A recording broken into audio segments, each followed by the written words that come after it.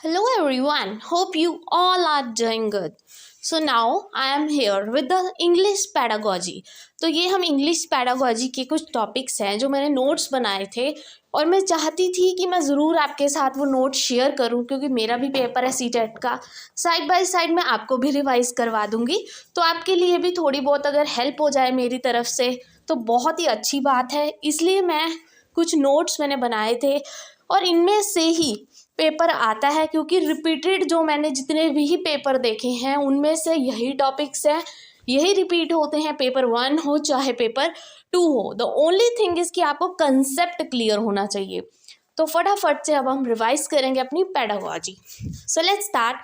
सबसे पहले लैंग्वेज होता क्या है? तो लैंग्वेज क्या होती है? हमारी भाषा होती है। हम कैसे अपने आइडियाज़ को किसी के साथ एक्सचेंज करते हैं, अपने थॉट्स को, अपने फीलिंग्स को, अपना मैसेज हम दूसरे तक कैसे पहुंचाते हैं, अपनी भाषा के थ्रू ही तो पहुंचाते हैं। तो वो क्या होती है? लैंग्वेज होती है। अब लैंग्वेज है क्या?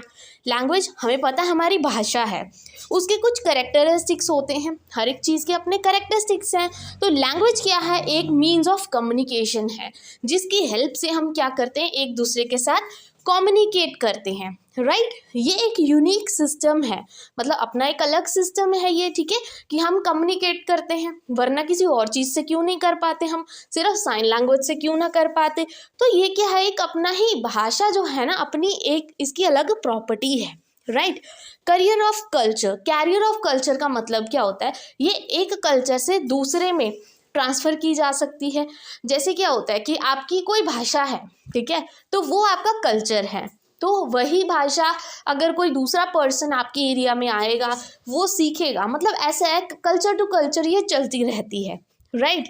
एक कल्चर से दूसरे कल्चर में आप बहुत सी भाषाएं सीख सकते हैं। It is a form of social behaviour. Society में आपको रहना है, अलग अलग भाषाएं आप सीखो, जिसको मल्टीलिंगुअलिज्म भी बोलते हैं, तो ये भी अच्छी बात है, राइट। तो लैंग्वेज क्या होती है? एक सोशल बिहेवियर है कि सोसाइटी में हम रहते हैं, एक दूसरे के साथ इंटरैक्ट करना है, बातचीत करना है, कम्युनिकेट करनी है, अपने फीलिंग्स को एक्सप्रेस करना है, मैसेज पहुंचाना है। उसके लिए तो देखिए भाषा की ज़रूरत है ही है, right. It is a medium of instruction. किसी को इंस्ट्रक्ट करना है, कोई इंस्ट्रक्शन देने हैं, आप अपनी भाषा यूज़ करके ही तो करोगे, राइट। तो अब भाषा भी ना दो तरह की होती है, एक होती है एक्विजिशन, एक होती है लर्निंग। इनमें बहुत ही माइन्यूट सा डिफरेंस है, बट द थिंग इज़ कि ये बहुत ही ज़्यादा इम्पॉर्टेंट भी है। एक्विजिशन क्या होता है? जो हम स्टार्टिंग से, जैसे हम अपने घर में रहते हैं, जैसे इन्वायरमेंट में हम रहते हैं, हम वही चीज़ें, मतलब हमें सीखने की ज़रूरत नहीं है, हमें किताबों को खोलने की ज़रूरत नहीं है उसके लिए।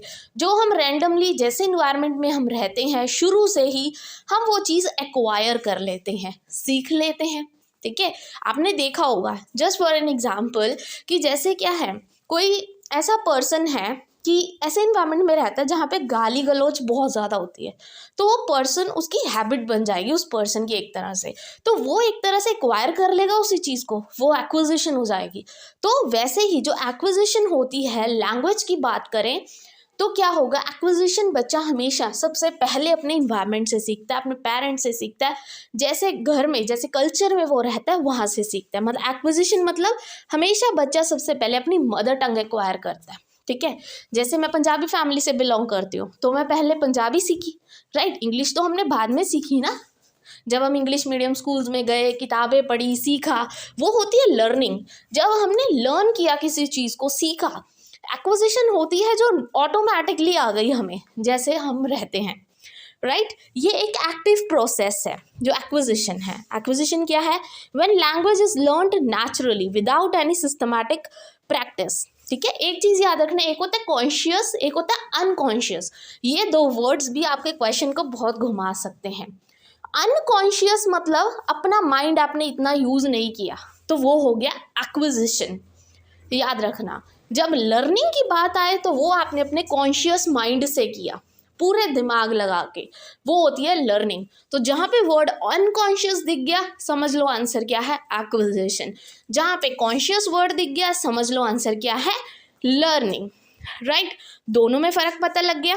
और लर्निंग में हम अपनी सेकेंड लैंग्वेज सीखते हैं, लर्न करते हैं, राइट। देन इंग्लिश का क्या स्टेटस है इंडिया में? इंडिया में देखा जाए तो ये क्वेश्चन भी पूछा जाता है, याद रखना। जो आर्टिकल 343(1) के अकॉर्डिंग एज पर कॉन्स्टिट्यूशन जो इंग्लिश है उसको एसोसिएट ऑफिशियल लैंग्वेज बोला जाता है, और हिंदी को आर्टिकल 343(2) के अकॉर्डिंग ऑफिशियल लैंग्वेज बोला जाता है, राइट। इंग्लिश को ग्लोबल लैंग्वेज भी बोला जाता है और इंग्लिश वाइडली स्पोकन है, फॉरेन लैंग्वेज है, ये आप सबको पता है, राइट। मेन चीज़ क्या है, ये छोटा सा डिफरेंस ये याद रखना, AOL एसोसिएट ऑफिशियल लैंग्वेज किसको बोला जाता है, इंग्लिश को, और हिंदी को official language. And yes, according to observation अगर देखा जाए इंग्लिश कौन सी लैंग्वेज है, ऑब्जर्वेशन के अकॉर्डिंग इंग्लिश सेकंड लैंग्वेज है, इसको याद रखना, क्वेश्चन आया था पिछली बार, राइट। नेक्स्ट, तो हमारा जो कॉन्स्टिट्यूशन था उसमें जो 8th शेड्यूल था उसमें 22 लैंग्वेजेस हैं जो वो रजिस्टर की गई थी। तो 22 लैंग्वेजेस इतना मतलब लर्न करने की ज़रूरत नहीं है, आपको जस्ट पता होना चाहिए कि अगर बाय चांस क्वेश्चन आ भी जाए तो वो लैंग्वेजेस उनमें से ऑप्शन दे देगा कि कौन सी लैंग्वेज है या कौन सी नहीं है। तो जस्ट एक बार इनको देख लेना कि कौन कौन सी है, मणिपुरी, डोगरी, पंजाबी, संस्कृत, असमी, बंगाली, ये 22 लैंग्वेजेस हैं, जस्ट आइडिया, राइट। क्वेश्चन बहुत कम आता है बट फिर भी बताना ज़रूरी था। Then teaching learning material, TLM जिसको हम बोलते हैं, टीचिंग लर्निंग मटेरियल। अब हमने टीच करना है, कैसे टीच करोगे, क्यों टीचिंग लर्निंग मटेरियल यूज़ करते हो, ताकि हमारी टीचिंग क्या हो, सबसे ज़्यादा अच्छी हो, इफ़ेक्टिव हो, बच्चा कुछ अच्छा सीखे, इसलिए हम ये मटेरियल्स यूज़ करते हैं। ये मटेरियल देखो विजुअल भी हो सकता है, बच्चा देख के सीखेगा, ऑडियो भी हो सकता है, बच्चा सुन के सीखेगा, ऑडियो विजुअल दोनों हो सकते हैं, बच्चा देख के भी और सुन के भी सीख सकता है, राइट। तो कुछ मटेरियल्स कई बार ऑप्शंस में आ जाते हैं, तो आपको पता होना चाहिए। विजुअल क्या होता है, जो बच्चा देख के सीखता है, तो विजुअल एड्स कौन से होते हैं, हमारा तो पहले ब्लैक बोर्ड ही हो गया, जो बच्चा देख के सीखता है, जिससे charts, maps, pictures, drawings, working models, ठीक है जी, फिल्म स्ट्राइप, ट्रांसपेरेंसीज, एपिस्कोप। एंड ऑडियो कौन से होता है, जो हम सुनते हैं, ऑडियो कैसेट प्लेयर, रेडियो हो गया, सुन के सीखेंगे, ऑडियो विजुअल दोनों, सुन के भी और देख के भी, टीवी हो गया एंड वीडियो कैसेट प्लेयर हो गया। This much is clear. ये क्वेश्चन में आ रखे हैं सारे जो जितने भी ऑप्शंस हैं, जिस वजह से मैंने लिख के आपको बता दिए हैं।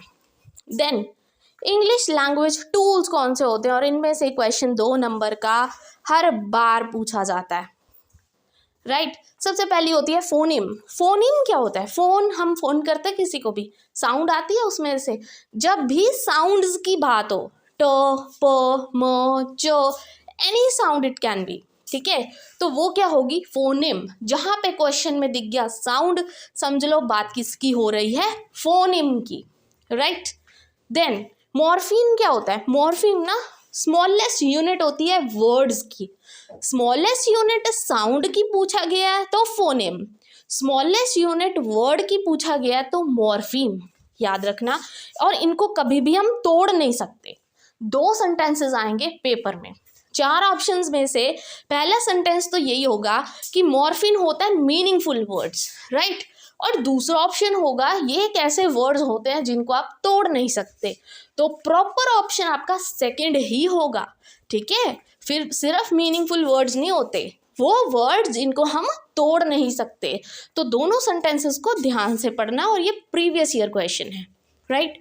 सिंटेक्स होता है जब ग्रामेटिकल स्ट्रक्चर सही ना हो, राइट, एंड सिमेंटिक्स होता है जब वर्ड सही ना हो, मतलब सब्जेक्ट वर्ब ऑब्जेक्ट अपनी जगह पे ना हो, राइट।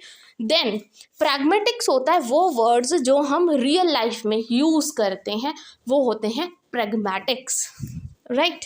देन अब लैंग्वेज की स्किल्स कौन कौन सी होती हैं, तो 4 तरह की लैंग्वेज स्किल्स होती हैं, listening, speaking, reading and writing, right. 4 तरह की होती है, listening, speaking, reading and writing. याद रखना, इनको सीक्वेंस में लर्न कर लो, listening, speaking, reading and writing. और लिसनिंग और रीडिंग दोनों क्या है, रिसेप्टिव स्किल्स हैं। कैसे, क्योंकि लिसन कर रहे हो आप, रिसीव कर रहे हो किसी चीज़ को, ठीक है, रीडिंग कर रहे हो, रिसीव कर रहे हो किसी चीज़ को, तो वो रिसेप्टिव हो गई। प्रोड्यूस क्या होता है, जब आप खुद बोल के देखोगे, तो स्पीकिंग एंड राइटिंग क्या हो गया, प्रोडक्टिव स्किल्स हो गई आपकी, राइट। लिसन करना, सुनना, रिसीव कर रहे हो, ठीक है। रीडिंग करना, रीड कर रहे हो, रिसीव कर रहे हो किसी चीज़ को। स्पीक कर रहे हो, प्रोड्यूस कर रहे हो। राइट कर रहे हो, वो भी तो आइडियाज़ प्रोड्यूस कर रहे हो, राइट। तो इसमें से आई hope this much is clear कि रीडिंग, लिसनिंग, स्पीकिंग, राइटिंग क्या होता है। अब एक होता है डी कोड और एक होता है इनकोड। डी कोडिंग क्या होता है, जैसे एक होता है इनकोड, एक होता है डी कोड। जैसे आप सेंडर हो, ठीक है, आपने मैसेज सेंड किया और आपके रिसीवर को पहुंचा, राइट। यही तो हम क्या कब कहेंगे कि कम्युनिकेशन कब इफेक्टिव है, जब आपने जो मैसेज सेंड किया वो रिसीवर तक पहुंच गया। अगर मैसेज ही ना पहुंचा तो आपका कम्युनिकेशन नहीं माना जाएगा सही, राइट। तो इनकोड करना मतलब आपने कुछ बोला और उसने समझ लिया, वो होती है इनकोडिंग। तो 4 स्किल्स में से इनकोडिंग कहाँ पे होगी, स्पीकिंग में जब आप बोल रहे हो, और राइटिंग में आप इनकोड कर रहे हो, आपने कुछ लिखा और सामने वाले ने पढ़ के समझ लिया, तो ये 2 इनकोडिंग हुई, राइट। डी कोड होता है जब जिसको आपने भेजा उसने समझ लिया आपका मैसेज, मतलब लिसन कर लिया और रीड कर लिया। आई hope this is also clear. बहुत ही सिंपल सी वर्ड्स में मैंने आपको समझाया है, आई होप आपको समझ आ गया होगा। देन नॉम चॉम्स्की की बात करते हैं, लैंग्वेज के मतलब बहुत ही अच्छी, मतलब क्वेश्चन तो आता ही इसमें से ही है। नॉम चॉम्स्की बहुत ही फेमस है। तो चॉम्स्की जी का बहुत ही सिंपल सी चीज़ माननी थी। इन्होंने बोला कि जो एक बच्चा होता है, कोई भी इंडिविजुअल हो, उसमें ना ऑलरेडी एक ऐसी शक्ति होती है, मतलब जिससे वो लैंग्वेज सीख लेगा, या उसमें ऑलरेडी ही एक ऐसा डिवाइस होता है जिससे वो लैंग्वेज को जल्दी फटाफट सीख जाता है उनकी अकॉर्डिंग, ठीक है। कि ह्यूमंस में इनेट एबिलिटी होती है to acquire the knowledge through language acquisition device, जिसको हम LAD भी बोलते हैं, ठीक है। कि ह्यूमंस में ऑलरेडी क्या है, LAD होती है जिससे वो लैंग्वेज को सीख लेते हैं, मतलब ये जन्म से ही होती है। इनका कहने का मतलब ये था। तो उन्होंने इसको 2 वर्ड्स में भी बोला था, यूनिवर्सल ग्रामर और जनरेटिव ग्रामर। जहाँ पे भी ये वर्ड्स आ जाए समझ लो कि चॉम्स्की की बात हो रही है, राइट। यूनिवर्सल ग्रामर मतलब कि जो रूल्स होते हैं ना कुछ लैंग्वेज के कॉमन होते हैं, तो इसलिए इजी होता है उनको एक्वायर करना, मतलब ऑल राउंड द यूनिवर्स ये ग्रामर सेम रहती है। हर एक ह्यूमन में क्या है, LAD होता है और लैंग्वेज वो फटाफट से उस हेल्प से सीख जाता है। आई होप दिस इज क्लियर। अब कुछ स्टेजेस हैं लैंग्वेजेस की, आपको पता होनी चाहिए, क्वेश्चन आते ही आता है, राइट। क्योंकि ये सिर्फ इंपॉर्टेंट क्वेश्चन है जो मैं आपके साथ एज अ नोट्स डिस्कस कर रही हूँ। First is cooing. बच्चा कूइंग करना 6 हफ्ते तक सीख जाता है। बैबलिंग, बा, मा, पा, ये चीज़ें वो 6 महीने तक सीख जाता है। 1 वर्ड बच्चा अटर करना, जैसे मम्मा, ठीक है, तो वो 1 ईयर में सीख जाता है। 2 वर्ड्स बच्चा कब सीखेगा, 18 मंथ्स टू 24 मंथ्स। तो इसमें से क्वेश्चंस बन के आते हैं कि बच्चे ने बोला माँ, बा, पा, तो वो किस ईयर में या किस मंथ में वो बच्चा सीखा, आपके पास ऑप्शंस होंगे और आपको उसको टिक मार्क लगाना है, जस्ट दैट, ठीक है। Then come Sapir Whorf hypothesis. तो जो सपीर-वॉर्फ हाइपोथेसिस थी, मतलब उन्होंने क्या दिया था, जो सपीर-वॉर्फ थे, ठीक है, पर्सन का नाम है ये, उन्होंने बोला कि बंदा जो है ना, एक इंडिविजुअल जो है, जो ह्यूमन है या एक चाइल्ड है, वट एवर इट इज़, जहाँ भी आप रहते हो ना वैसे ही कल्चर में आप ढल जाते हो और वैसी लैंग्वेज आप सीख जाते हो, राइट। इनका बस सिंपल सी चीज़ थी कि जैसे में आप रहोगे वैसे ही आप सीख जाओगे, ये सपीर-वॉर्फ ने बोला। देन स्किनर जी ने क्या बोला, तो ये हमने CDP में भी जब रिवाइज किए थे नोट्स, हमने बोला था कि स्किनर ने क्या बोला कि सबसे पहले क्या आया था, थॉट आई थी, उसके बाद लैंग्वेज आई थी, राइट, यही चीज़ बोली थी। तो स्किनर ने इमिटेशन की बात भी की कि जो बच्चा है वो लैंग्वेज कैसे सीखता है, इमिटिएट करके, देख के, ऑब्जर्व करके सीखता है, अपने सराउंडिंग से, अपने पेरेंट्स से। उन्होंने बुक लिखी थी एक, वर्बल बिहेवियर, राइट। और जो प्याजे थे, ठीक है, सॉरी स्किनर ने वो नहीं बोला था, वो प्याजे ने बोला था, कन्फ्यूजन हो गई थोड़ी। स्किनर ने तो सिर्फ इमिटेशन की बात की थी, प्याजे ने बोला था कि जो थॉट है वो पहले आती है, देन उसके बाद लैंग्वेज आती है, राइट। वागोत्स्की ने क्या बोला था कि जो लैंग्वेज और थॉट दोनों ही अपने मतलब प्रॉपर उसमें चलती हैं, बट 3 साल में जाके वो क्या है, मर्ज कर जाती है एक दूसरे से, ठीक है। बच्चा मतलब सीख जाता है थॉट और लैंग्वेज को एक साथ में। देन स्टीफन क्रेशन, तो इनमें से भी क्वेश्चन आता है स्टीफन क्रेशन में से। वो क्या कहते हैं कि इनपुट हाइपोथेसिस की बात करते हैं और कंप्रेसिबल इनपुट की बात करते हैं। वो एक्विजिशन लर्निंग हाइपोथेसिस की बात करते हैं कि जैसे आई क्या है, बच्चे का एक लेवल है, तो आप बच्चे को लैंग्वेज सिखाओगे और वो बच्चा एक लेवल और ऊपर बढ़ जाएगा। वो होता है I+1, that is input hypothesis, कि बच्चे को आप सिखाओगे और बच्चा एक लेवल और ऊपर होता रहेगा धीरे धीरे। वो किसने बोला, स्टीफन क्रेशर ने बोला। नेचुरल ऑर्डर हाइपोथेसिस की बात इन्होंने कही, कॉम्प्रिहेंसिबल इनपुट की बात इन्होंने कही। तो जहाँ पे ये वर्ड दिख जाए तो सिंपल सा आंसर है स्टीफन क्रेशन, राइट। अब आते हैं टाइप्स ऑफ रीडिंग पे। रीडिंग सबसे पहली होती है इंटेंसिव रीडिंग। इंटेंसिव रीडिंग क्या होता है, इन का मतलब ही होता है जब आप इन डेप्थ जाके प्रॉपरली एक एक लाइन को, वर्ड को नॉलेज लेने के लिए पढ़ते हो, उसको हम बोलेंगे इंटेंसिव रीडिंग, सीरियस रीडिंग जिसको हम बोलते हैं। फिर आते हैं एक्सटेंसिव रीडिंग, जो जस्ट हम प्लेजर के लिए, जैसे स्टोरी बुक्स हो गई, ठीक है, लाइब्रेरी में जाके एक आधी स्टोरी बुक उठा ली, वो क्या हो गया, एक्सटेंसिव लर्निंग हो गया, जस्ट हम ऐसे ही पढ़ रहे हैं उसको। Then come sight words. Sight words कौन से होते हैं, जैसे रैंडमली कोई भी वर्ड हमें पता है, हमारी आंखों के सामने होता है आजकल, इज, वॉज, एंड, ये सब वर्ड्स क्या है, साइट वर्ड्स हैं। हमारी आंखों के आसपास ही घूमते रहते, कहीं ना कहीं दिख ही जाते हैं ये वर्ड्स हमें आराम से, ठीक है, रीडिंग और राइट करते हुए, या आप कोई बुक पढ़ रहे हो। एंड, इज, वॉज, ये वर्ड्स तो कॉमन वर्ड्स हैं, राइट, तो वो साइट वर्ड्स होते हैं। एकदम से हमारी आंख जो पकड़ लेती है ना, उसको साइट वर्ड्स बोलेंगे, राइट। अब आते हैं स्कैनिंग पे। स्कैनिंग क्या होता है, स्कैन करना क्या होता है, जैसे आपका स्कैनर हो गया, गूगल पे का हो गया, फ़ोन पे का हो गया, तो आपने देखा होगा वो एक एक इन्फॉर्मेशन को अच्छे से देखता है, स्कैन करता है पर्टिकुलर इन्फॉर्मेशन को फाइंड करने के लिए। फटाफट मतलब रीड करेंगे हर एक पार्ट को अच्छे से और क्विकली इन्फॉर्मेशन को फाइंड करने के लिए, मतलब reading rapidly in order to find that specific fact. जो चीज़ आप ढूंढ रहे हो उसको फटाफट स्कैन करके ढूंढ रहे हो, राइट। स्किमिंग क्या होता है, जस्ट फॉर ओवरव्यू, जैसे आपको अभी पैसेज आएगा पेपर में, सीटेट में, राइट, तो आपको क्या कहेंगे कि इसका मीनिंग ढूंढो, तो आप फटाफट सिर्फ उस वर्ड को ही ढूंढोगे, सिर्फ उस वर्ड को, राइट, कि कहाँ वो दिख जाए, कौन सी लाइन में दिख जाए, तो आप फटाफट उसको पढ़ रहे हो सिर्फ एक पर्टिकुलर वर्ड फाइंड करने के लिए। वो होता है जस्ट ओवरव्यू लेना, स्किमिंग बोलते हैं उसको, right. Then come contrastive pairs. Contrastive pairs क्या होते हैं, जिनके मतलब ऑलमोस्ट सेम होते हैं, जैसे take tape, team deem, cat mat, pat rat, मतलब ये क्या है, पेयर्स में जो हम बोलते हैं, मीनिंग चाहे अलग हो, वर्ड्स अलग हो, बट वो पेयरिंग में होते हैं हमेशा, राइट।